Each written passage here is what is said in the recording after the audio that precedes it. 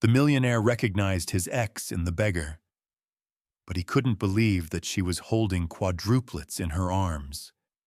Maxwell Thornton is a billionaire who is used to keeping everything under control. His name is on the covers of business magazines.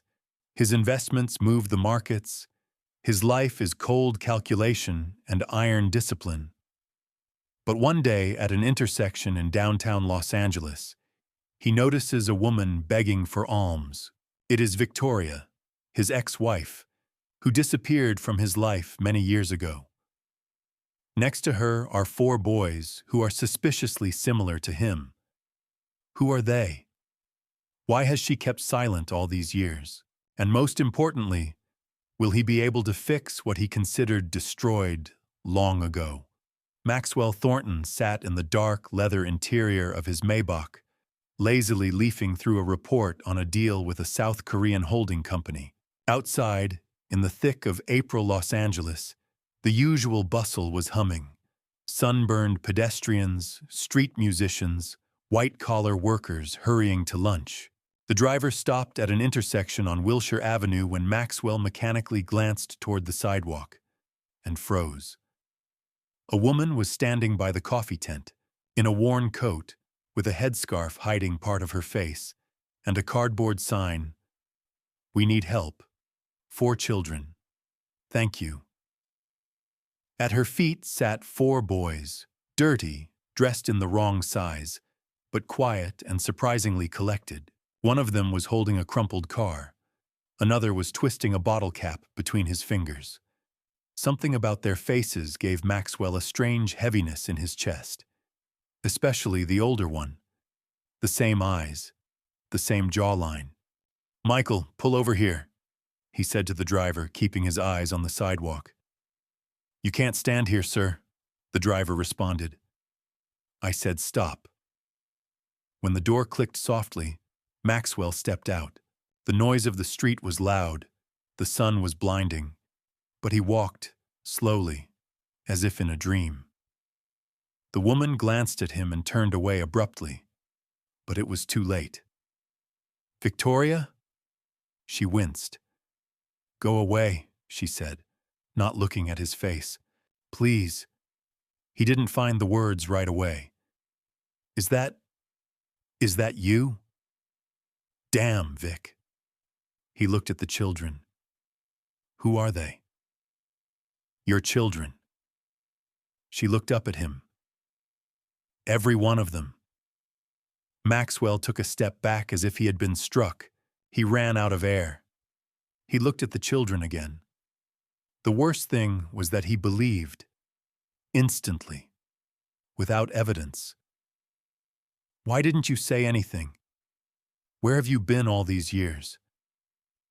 "Not here," she answered quietly.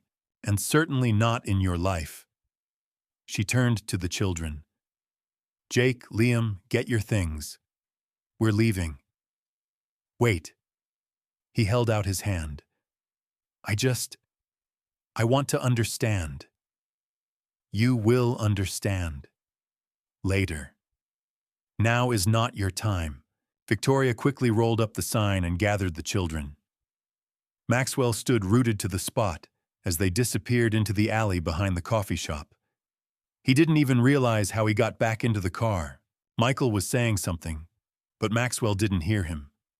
He didn't sleep for the next 24 hours. He couldn't. He didn't cancel meetings, he didn't stop working, but his thoughts went there, to the sidewalk, to her, to the kids. He opened old emails, looked at photos from 10 years ago, hired a private detective. The next day, he got the address of a shelter in the Echo Park area where Victoria and the kids supposedly sometimes go for food and clothes. Maxwell went there personally. It was a low building with a peeling sign and a line out the door. The inside smelled of detergent and baked beans. One of the employees, an older woman named Karen, didn't recognize him at first. But when she heard who he was looking for, she frowned. "Vicky and the boys. Come sometimes. But not often." She's proud. She asked about a place to stay, but then changed her mind. They live, I think, in a minibus somewhere south of the parking lot. Does she have a car? A wreck. A white Chevy Express missing one window. Maxwell nodded silently and left. He found the car 3 hours later. It was parked under the Saw Bridge. He didn't dare knock. He just watched as Victoria covered the kids with a blanket, got into the front seat, and turned on her old tablet. The dim light from the screen illuminated her face. Still Victoria. Only lost. Tired. Alone. A day later he returned. It was already daytime. He brought food. She didn't open the door. On the third day, she came out herself. You got it. Come on, tell me you're going to sue, or that you want DNA, or just run me out of town. Come on, quickly. I don't know what I want. He looked into her eyes. But it's definitely not this. She fell silent. He continued. DNA, yes. I'll do it. Not because I don't believe it, but because it's too much. I have to be sure. For myself. She nodded, barely noticeable. Fine. He took out an envelope. Here are hotel vouchers. Clean bedding, shower, food. I don't ask for anything. Just let the kids sleep in a bed for once. Do you think I chose this myself? No. I think you don't trust me. She took the envelope without looking. Tomorrow, tests. I'll send the address. Max. He had already turned around, but stopped. I didn't ask you to come back. He looked at her. And I'm not going back. I'm just getting started. He didn't choose the clinic by chance. It was private in a quiet area of Pasadena, without queues and prying eyes. He organized everything anonymously, through a lawyer. He didn't ask Victoria or the children. He simply sent the address, time, and a short message. I'll be there. I hope you will too. She came. She was wearing the same gray coat, but her face looked different. Collected. Hard. As if she were in court. The boys were close, almost touching. The eldest, Ben, kept glancing at Maxwell with suspicion. The two youngest, Jake and Liam, looked around with keen interest. The middle one, Noah, was silent, as if withdrawn. The procedure took no more than 20 minutes. The nurse took samples from all 5. Maxwell watched the process, standing by the wall. Didn't interfere. Only once did he meet Victoria's gaze. There was fatigue, dull anger, and anticipation. 3 days later, the results came. Maxwell sat at the massive desk in his 47th floor office, staring at the letter from the lab. He was in no hurry to open it. He had a strange feeling that this envelope could change everything he knew about himself and his life. Opened. 4 lines. Simple, dry wording. Probability of paternity, 99.99% for each of the boys. He felt neither joy nor fear. Only silence. As if someone had pressed pause. He called her right away. We need to talk. Okay, just not in your glass tower. Then where? There is one place. You remember it. She sent the address. It was an old park not far from their first house, where they used to grill hot dogs over coals and argue about who knew the least about baseball. When Maxwell arrived, she was already sitting on the bench, without children. A thermos of coffee was nearby. How much did you know? He asked. From the very beginning. After the divorce, I was already pregnant. I didn't know then that I had 4. She smiled, but her eyes remained cold. Then I understood. ultrasound at 16 weeks. Why did you leave? Why didn't you say anything? Would you listen? He remained silent. After the trial, you erased me from your life. You gave up, Max, and you know it. You didn't care then. Then yes, I was busy. You were a coward, she interrupted. I'm no saint myself, but you ran away as soon as it became inconvenient. You didn't answer letters, calls. I even came to your office once. They wouldn't let you in. You thought that everything could be solved with money. And then, you just crossed me off. He looked at her and didn't recognize her. I really didn't know. I didn't know, Vic. Now you know. She looked at the lake.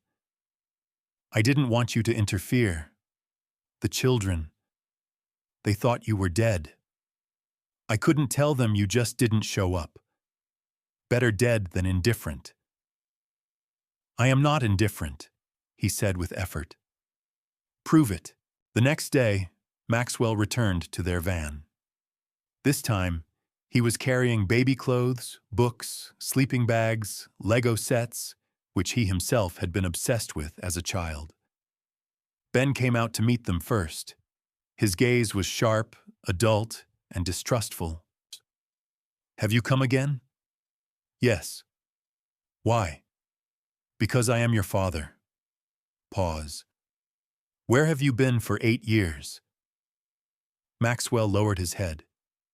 He was looking for money and hiding from responsibility. Is this fair? Yes. Ben stepped aside silently. Maxwell realized that this was not a refusal.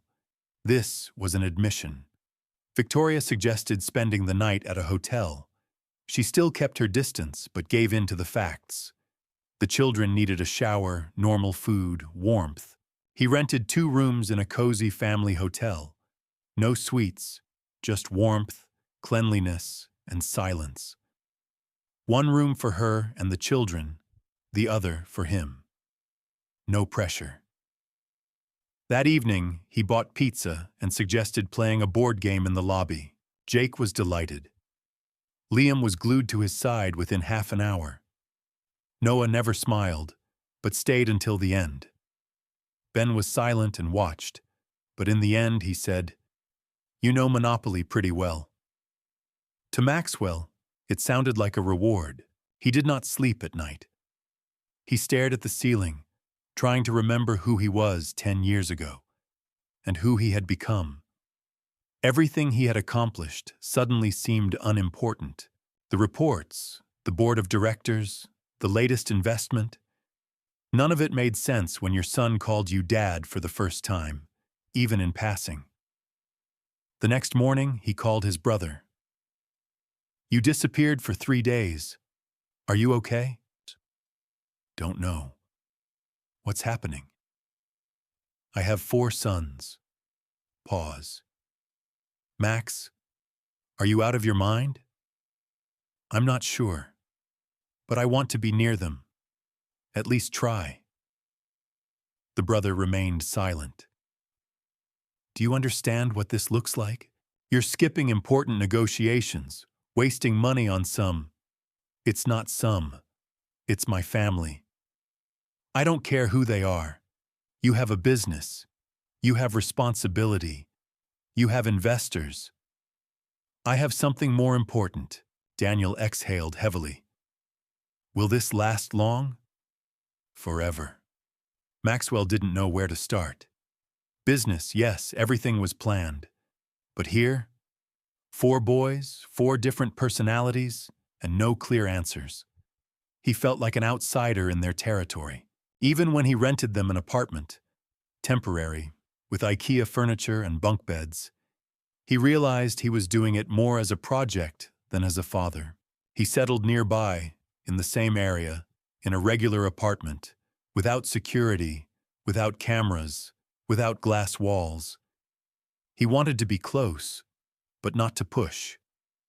Victoria still kept her distance. They hardly talked. They discussed only the important things: school, food, clothes, health insurance. Everything else was silence. Liam was the first to open up. He was 6. He loved dinosaurs. He could spend hours retelling their names and building a model of the Jurassic period out of blocks. When Maxwell once accidentally called a triceratops a tricelops, Liam was so indignant that he didn't speak for 2 days. But then he brought him a book himself, for study. "You don't know anything," he said sternly, "but I'll teach you." Maxwell smiled. Agreed. It was more difficult with Noah. Noah didn't look me in the eye. He didn't hug me. He didn't answer questions. He was cautious and tense, as if he was always expecting a trick. He didn't like noise. He slept separately, always with the light on. Victoria once mentioned that he had a hard time with changes and strangers. Maxwell didn't insist. He just brought him pencils sometimes, left a sketchbook nearby. And one morning, he found a drawing on the table, a watercolor, rough but alive. 5 people standing on the shore of a lake. One is taller than all, with a white stripe on his temples. He realized it was him. Jake was the engine, the chatterbox, the joker, the mischief maker. If anything went wrong in the house, Jake was at the epicenter. He was constantly asking questions. "Can you skateboard? Have you ever been in a fight? Are you rich because you sold gold? Do they give sweets on planes?" Maxwell tried to answer everything honestly, and then he bought a skateboard and fell off it. Jake laughed so hard he fell on the asphalt next to him. "You're cool. A little stupid, but cool," and hugged him. Maxwell froze. It was unexpected, almost painful, but very real.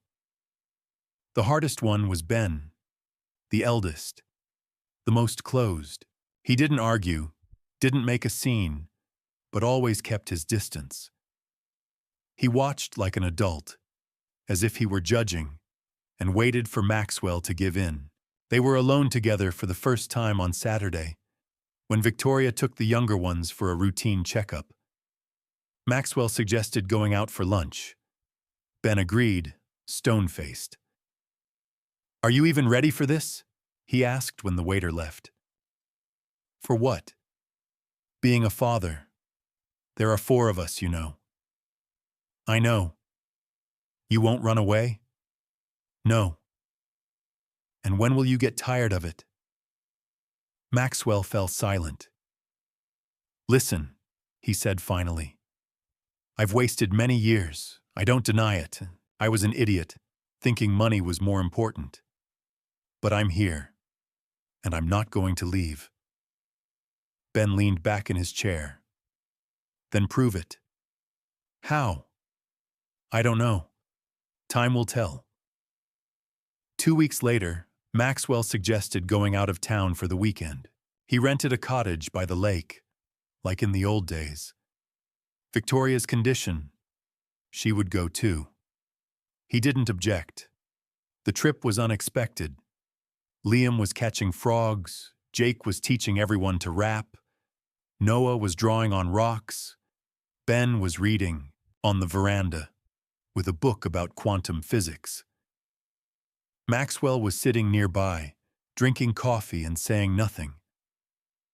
"Are you still afraid that we won't accept you?" Ben suddenly asked. "I'm more afraid that you're right." "Right in what?" "That I'm late." Ben didn't answer, but in the evening he came first to help roast the marshmallows. At night, Maxwell went outside. Victoria was sitting by the water. "Thank you for coming," he said. "Not for you, for them." "I know." She looked at him. "They are starting to believe you, but I still don't. We don't have a second chance." "We?" She grinned. You, maybe. I have children. He wanted to say something, but changed his mind. She continued, Don't do anything stupid, Max. They need you now. And if you disappear again, it will kill them. I will not disappear. Never again. She nodded, without faith, but also without anger. At the end of the weekend, as Maxwell was getting into his car, Liam ran up to him and whispered, Dad, are we going again? It was the first time he had called him that out loud. Maxwell felt his throat tighten. Yes, Liam. Definitely. He drove home with a feeling he had long forgotten. It wasn't loud. It was warm, simple, and very important. For the first time in many years, he did not feel alone. By the end of the month, things were getting out of control. Not in the family. It was difficult there, but understandable. But in business. First, the deal with the Canadian fund was postponed. Maxwell did not show up for a key meeting because he was taking Noah to the hospital. He had a bad cold. Then the flight to Tokyo fell through. Ben was supposed to perform in a school play, and to Victoria's surprise, Maxwell insisted that he would be there.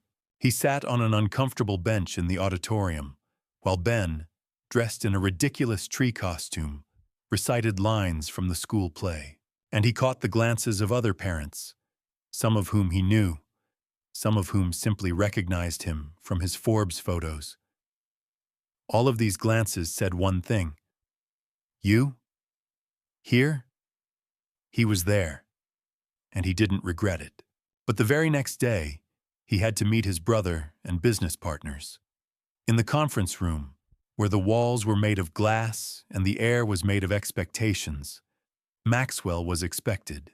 We're losing momentum, Daniel began, shuffling through a folder of reports. You're ignoring emails. You're not communicating. We're risking millions, Max. We haven't lost anything yet. Bye. But you know how it works. Miss the moment, and that's it. Do you want to give up control? No. Then explain what's going on. Maxwell looked at his partners, then at his brother. I have a different life now. I won't leave the company, but I can't be here 24/7 anymore. I have 4 sons. They need my time. There was a pause. One of the partners, Robert, snorted derisively. Are you serious? We spent 20 years building this, and now you're disappearing for a family reunion? Exactly. Max, Daniel interjected. I'm your brother. I know what you've been through. But you have to understand. This is dangerous. You're losing your grip. Maxwell stood up. Maybe. But for the first time in my life, I feel like I'm doing something important. And if you don't understand that, it means we've been speaking different languages for a long time. He left. The door closed softly behind him, leaving a heavy silence in the hall. That evening, he sat in his apartment for a long time. No calls, no plans. For the first time in a long time, just silence. Closer to the night, a message came from Victoria. The kids are sleeping. Jake asked if you were coming tomorrow. What should I say? He answered briefly, yes, since the morning. The next morning, he made breakfast. Himself. Eggs, toast, juice. No chefs. Just him, a frying pan, and an old habit he'd pulled from the depths of his memory. The kids were thrilled. Jake decided that Dad was now a culinary boss. Noah drew a comic strip of Maxwell in an apron fighting a giant omelet. Liam suggested opening a cafe, and Ben just nodded. But then he came over and said, it was delicious. For Maxwell, it was almost an order. A week later, Victoria invited him to a school party. The younger ones sang a song about friendship. The older ones staged a skit. He came early, brought flowers. She looked at him in surprise. Flowers? Just for you. We're not on a date. I'm not claiming it. It's just a gesture. She took the bouquet, without words. At the event, he sat on the same uncomfortable bench again. Victoria next to him. The children on stage. He caught every movement, every line. At some point, he caught himself smiling. Genuinely. Without strain. Then, that same night, he was called to the office again. Urgently. A crisis was looming. One of the investments, a fund in Seattle, was in danger of going bankrupt. A decision had to be made. Either pour in another 20 million or retreat, losing some assets and face. He spent the whole night with analysts. At dawn, he made a decision to retreat. That's not rational, said one of the managers. You always fought to the end. Now I'm fighting for something else. The next morning, he was at Victoria's apartment again. His face was tired, but in his hands was a box with a pie and warm bread. She opened the door and froze. You look like you lost a battle. Maybe, but I won something else. She let him in. The kids came running. Liam jumped into his arms. Noah showed him a new drawing. Jake asked him to explain what bankruptcy was and whether you could get it. And Ben just said, You look tired, but you seem happy. He nodded. Because I'm at home. That evening, Victoria stayed on the veranda when the children went to bed. He brought them each a cup of tea. They were silent for about 10 minutes. Are you really doing all this for them? She asked finally. For them, and for myself. I didn't know how much I missed them until I saw them. What about your empire? Let him wait a little. I don't want to be the person children only know from photos on the internet. She nodded, wearily, but without irony. And what are you going to do with me? Wait. What? Until you start trusting me again. She looked into his eyes, for the first time in all this time, without protection. I started. A little. He smiled. 3 months had passed since Maxwell had first seen Victoria on the street. During that time, much had changed. Not too noticeably on the outside, but radically for him. He no longer lived in a glass tower. Instead of meetings on penthouse terraces, there were parent-teacher conferences, school fairs, and evening fairy tales. Instead of conference rooms, there were bedrooms with children's drawings on the walls. The company took a few hits, but stayed afloat. Maxwell delegated everything he could. His name was no longer in the headlines every day.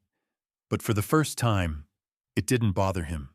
He bought a small house in Santa Clarita, not too far from the city, but with a garden, swings, and a large table on the porch. And he invited Victoria and the children to move in. It's not a gift, he told her. It's an invitation. The house is for everyone, but the decision is yours. She took a break for 2 weeks, and then she said, Only if the children want to. They wanted it. Even Ben. The move was a new beginning for everyone. Awkward at first. No one knew who slept where, who took out the trash, who was responsible for dinner. Maxwell learned every day. Cooking, not according to recipes, but according to his mood. Speaking, not in a business-like tone, but in plain language. Keeping silent, not out of pride, but in order to be heard. Things got easier with the kids. Liam no longer woke up screaming. Noah started asking for books himself. Jake once said, "Dad, you may not have superpowers, but you're almost like Iron Man, just without the suit." Ben was the last bastion, but he gave in when Maxwell showed up at his school science fair and spent the entire day standing at the booth, explaining to everyone how Ben's solar energy harvesting experiment worked. "You didn't have to stand there for 5 hours," he said in the evening. "I have to be there. It's my job now." Ben didn't answer. He just shook his hand firmly. With Victoria, everything was more subtle. No revelations, no drama. Just day after day. Common dinners, advice on lessons, conversations about upbringing. One evening, a walk for two, then another, then a kiss. The first in many years. Cautious, timid, but real. They didn't call it a reunion. They just walked side by side. No promises, no repeating mistakes. One day, Maxwell received an invitation to a closed business conference. He was invited as the man who gave up billions for his family. He didn't go. He sent a short reply. "I'm still with my family. Thank you, but I'm busy with something important right now." The real climax came almost by accident. The junior school was having a career day, and each child had to invite an adult to tell them what they do. Jake chose Maxwell. "But I don't," he began. "You're still working," Jake said. "Only now you're Dad." Maxwell agreed. He came to school in jeans and a regular shirt, with a presentation he made himself. He told how he had built businesses before, but realized that the most difficult and important thing is to be close to the people you care about. One boy asked, "So you're not rich anymore?" Maxwell replied, "I am rich in that now, every evening, I know who I want to have dinner with." The teacher later admitted to Victoria that it was the most touching speech in all her years of work. On the last evening of spring, the family sat around a fire in the garden. Liam told stories. Jake tried to roast a marshmallow and dropped it in the fire. Noah fell asleep on Victoria's lap. Ben read aloud, at his brother's request. Maxwell looked at them and suddenly said, "You know, when I was little, I had a plan to become the most successful in the world." "Did it work?" Jake asked. Maxwell chuckled. "At the time, I thought yes, but now I realize that I'm just getting started." "What's your plan now?" Ben asked. He looked at Victoria. She nodded. "To be with you. Every day. No deadlines, no work, no excuses. Just to be." Silence. Then the marshmallow falls back into the fire. Jake curses. Everyone laughs. Maxwell looks up at the sky. It's calm, evening, and for the first time in years, he feels like he belongs there, at home.